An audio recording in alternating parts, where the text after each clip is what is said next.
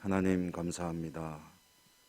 오늘도 또 하루의 삶을 주심에 감사드리고 새벽 첫 시간을 하나님 앞에 나와 예배할 수 있게 하심을 감사합니다. 오늘도 우리 예배를 받아주시고 은혜 내려 주옵소서. 예수님 이름으로 기도드립니다. 아멘. 찬송가 380장으로 찬송하겠습니다. 380장.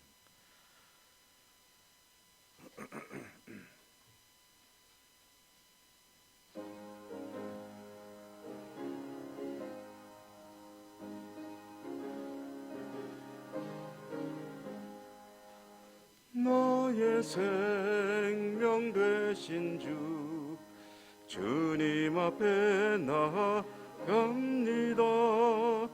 주의 흘린 보혈로 정케 하사 받아 주소서. 날마다 주를 찬송하겠네. 주의 사랑 줄로서 나를 굳게 잡아 매소서. 괴로운 세상 지낼 때 나를 인도하여 주소서. 주를 믿고 나가면 나의 길을 잃지 않겠네. 날마다 주를 찬송하겠네. 주의 사랑 줄로서 나를 굳게 잡아 매소서. 세상 살아갈 때에 주를 더욱 사랑하 밝고 빛난 천국에 나의 영혼 들어가겠네. 날마다 주를 찬송하겠네. 주의 사랑 줄로서 나를 굳게 잡아 매소서. 아멘.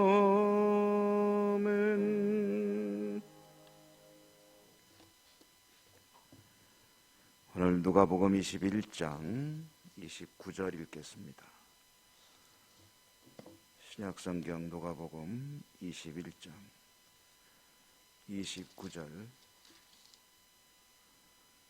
36절까지 읽습니다.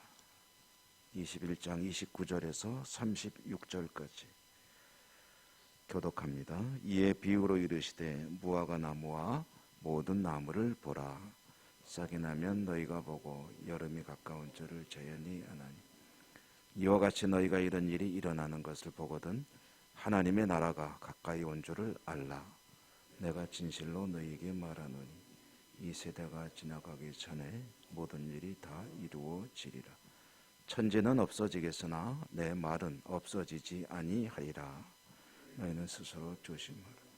그렇지 않으면 방탕함과 술취함과 생활의 염려, 마음이 둔하여지고 뜻밖의 그 날이 덫과 같이 너희에게 임하리라. 이 날은 온 지구상에 거하는 모든 사람에게 임하리라. 이러므로 너희는 장차 올 이 모든 일을 능히 피하고 인자 앞에 서도록 항상 기도하며 깨어 있으라 하시니라. 아멘. 오늘도 주님 은혜가 함께 하시기를 기원합니다. 종말에 관한 가르침의 이야기가 좀 긴데요.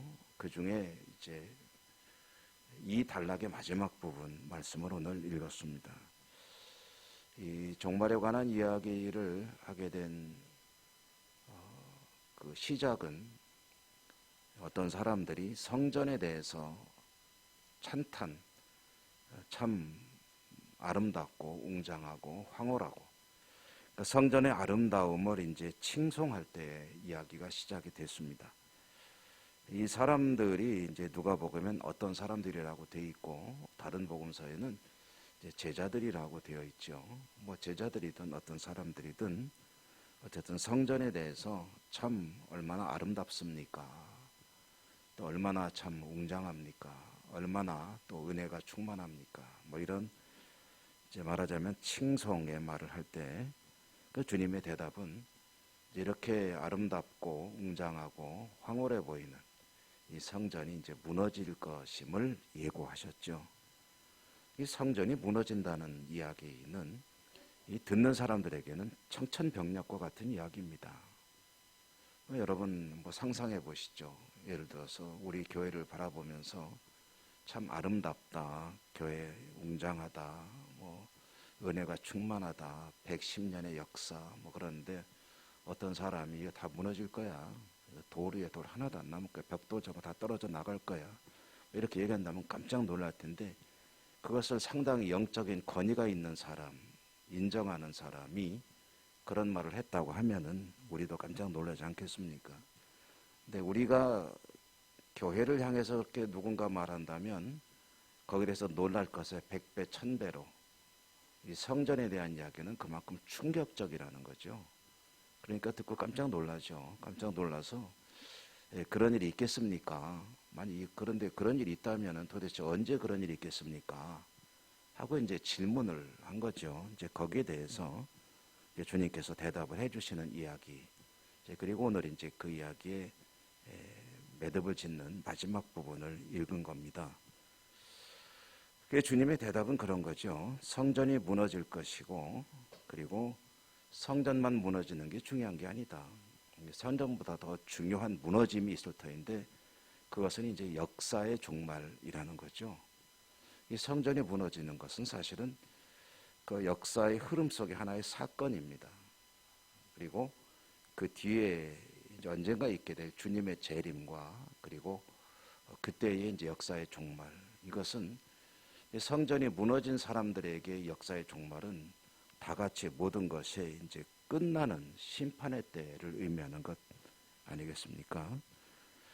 이 성전이 무너지는 것은 이제 성전의 필요성, 성전의 의미가 사라지니까 이제 무너지는 것이고, 이 주님의 재림은 이제 세상의 종말을 이제 의미하는 것이죠. 그런데 이제 주님께서 말씀하시기를 이런 일들은 모두 징조가 있다. 이런 징조들이 있으면은 이 일들을 기억하라라는 것을 이제 말씀하신 것이죠. 그러면 성전 붕괴 그리고 나아가서 주님의 재림을 사람들이 기억해야 할 징조란 어떤 것이냐 할 때에 첫 번째로 언급되는 것이 영적인 혼탁입니다. 이제 거짓 선지자들이 나타날 것이고 이런저런 영적인 그런 있어서는 안 되는 일들이 벌어질 때에 이 성전의 무너짐 그리고 나아가 주님의 재림을 기억하라 하는 것이고요. 난리와 소요에 관한 이야기들, 그 지진과 기근과 전쟁, 민족과 민족이 이제 다투고 싸우고 이러한 일들이 일어날 때는 이제 성전이 무너질 것이요. 그리고 또 마지막 때가 있음을 잊지 말아야 한다. 기억하라. 그러니까 중요한 건 뭐냐면요. 이런 사실은 사건들이 아니고 그 사건에 앞서서 징조가 있을 때 그 징조를 통해서 이런 사건들을 예상하고 깨닫는 것이죠. 이 사실 성전 붕괴든 주님의 재림이든 이 사건이 어떤 사람들에게는 이제 심판으로 그런 어떤 사람들에게는 하나님의 살아계심, 하나님의 나라가 가까이 왔음을 이제 보여주는 그런 사건으로 비춰지게 되는 거거든요. 이 땅에 영원한 게 어디 있겠습니까? 성전이라는 것은 주님이 다시 오실 때까지 주님의 임재의 상징으로 하나님께 예배 드리는 장소로서의 의미가 있는 것이지 이 성전은 이제 하나님의 나라가 완성이 되면은 사실은 이 땅의 성전은 이제 의미가 없어지는 것이죠. 주님의 나라가 임하시면 이제 하나님을 섬기는 하나님의 백성들이 늘 하나님을 예배하고 찬양하며 살아가는 하나님의 나라가 완성이 되는 것이고 그 다른 것들은 이제 하나의 상징으로 전조로 남게 되는 것인데 마치 그러니까 이제 오늘 주님 말씀에 보면 29절 이하에 무화과 나무가 싹이 나면 여름이 가까운 줄 알라. 우리는 뭐라고 표현하면 좋을까요? 이제 꽃이 피면 봄이 온 줄 알라. 그리고 이제 가을이 되면 이제 들녘이 누렇게 변해가잖아요. 그러면은 아하 추수 때가 되어가는구나라고 이제 세상에 어떤 여러 가지 일들을 보면서 어떤 일이 있을 것임을 미리 깨닫게 되듯이 이게 여름 이제 이 이스라엘 사람들의 하나의 이제 비유로 말한다면 무화과 나무에 싹이 나면은 여름이 가까워지는구나라는 것을 깨달으라. 이제 그런 이야기로 우리가 읽을 수가 있겠습니다. 이와 같이 징조들이 있을 때 이제 중요한 것은 이제 오늘 말씀의 34절에 보면 조심하라 있죠. 조심하라. 이 조심하라는 말의 의미를 조금만 더 좀 실감나게 옮겨본다면 주의하라, 주목하라 그런 뜻이 되겠습니다. 무엇에 주목하고 주의하는 것입니까? 이제 그런 일들을 통해서 이제 주님의 나라가 가까워지고 있음을 기억하라. 그리고 이제 준비하라는 거죠. 이제 깨닫기만 하면 뭐 하겠습니까? 준비를 해야죠. 이제 시험 때가 가까워지는 것을 깨닫기만 하면 뭐 하겠습니까? 시험을 준비해야죠. 항상 무엇이든지 준비하는 것이 중요한데 그 준비가 뭐냐면 36절에 보니까 기도하고 깨어있으라 라고 이야기를 했습니다.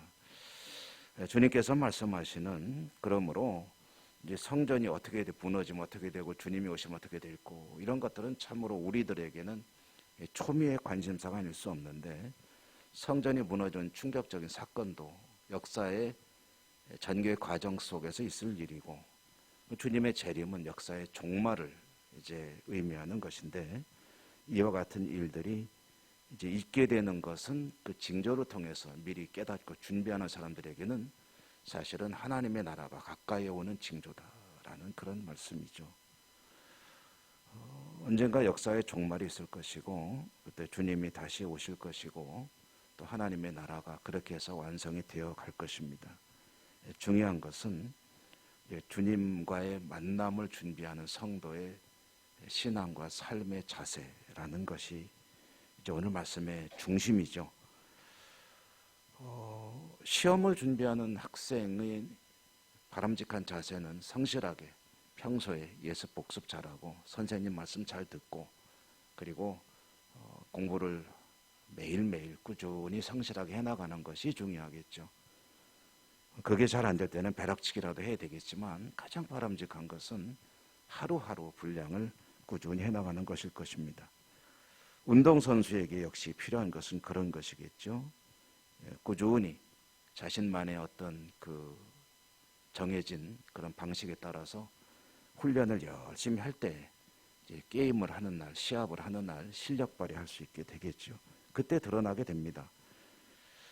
믿음으로 살아가는 사람들에게 있어서 그 실력이라는 것이 뭐냐? 믿음의 실력. 그것은 하루하루 그의 삶이 기도하는 생활, 깨어있는 생활, 그런 삶을 살아가는 것이 중요하다. 그리고 그것이 뭔가 좀 흔들리고 그리고 무엇인가 좀 이렇게 막혀 있는 것 같고 답답할 때 다시 오실 주님을 깨달아야 한다. 이런 징조들이 다 다시 오실 주님에 대한 그런 징조들이 아니겠느냐 하는 그런 말씀입니다. 중요한 것은 늘 언제든지 주님을 만날 수 있는 그런 준비를 하고 살아가는 것이겠죠. 뭐 우스갯소리처럼 지금 당장 주님이 오신다면 당신은 어떠실 것 같습니까? 준비가 되어 있습니까? 아니면은 아유 조금만 시간을 좀 더 주십시오라고 말할 것 같습니까? 하는 질문을 가끔 해보죠. 저나 여러분 우리들의 삶의 가장 중요한 것 그것은 당장 주님이 오시더라도 주님 어서 오십시오. 주님 오실 것을 준비하며 살고 있습니다. 라는 그런 자세로 살아가는 것이 중요하다. 종말이 중요한 것이 아니고 종말을 준비하는 것이 중요하다라는 그런 말씀으로 듣게 됩니다. 늘 기도하는 그리고 깨어있는 신앙으로 다시 오실 주님을 잘 준비하는 복된 믿음의 삶이 되시기를 주님 이름으로 축원합니다. 은혜로우신 하나님 감사합니다. 주님께서 들려주신 말씀을 또 이 새벽에 잠시 또 뜻을 새겨보았습니다. 언젠가 역사의 종말에 다시 오실 주님을 준비하는 것이 저희들의 가장 중요한 본분임을 또 한 번 들려주셨습니다. 여러 가지 징조들을 통해서 그 징조들 끝에 있을 다시 오실 주님을 잘 맞이할 준비를 하는 저희 모두가 되게 하시고 믿음으로 승리하는 복된 삶이 오늘도 또 이루어질 수 있도록 축복하여 주시옵소서. 오늘도 주님의 약속의 말씀을 붙들고 기도하겠습니다. 저희들의 기도를 들으시고 응답하시고 축복해 주옵소서. 예수님 이름으로 감사하고 기도드립니다. 아멘. 하늘에 계신 우리 아버지 이름을 거룩하게 하시며 아버지의 나라가 오게 하시며 아버지의 뜻이 하늘에서와 같이 땅에서도 이루어지게 하소서. 오늘 우리에게 일용할 양식을 주시고 우리가 우리에게 잘못한 사람을 용서하여 준 것 같이 우리 죄를 용서하여 주시고 우리를 시험에 빠지지 않게 하시고 악에서 구하소서. 나라와 권능과 영광이 영원히 아버지의 것입니다. 아멘. 오늘도 기도하실 때 여러분의 모든 기도의 제목들을 하나님께 믿음으로 감사로 아뢰시기 바라고요. 우리가 함께 기도하는 기도 제목들 있습니다. 또 하나님께 우리 교회, 또 나라와 민족과 지구촌의 평화와 또 질병으로 고통받는 이들과 여러 가지 또 징조들이 전 세계에서 일어나고 있죠. 그 모든 일들 하나님 앞에 또 은혜를 구하며 또 기도할 수 있는 시간이 되길 바라고요. 다 같이 주여 한번 힘차게 부르고 우리 하나님께 기도하겠습니다.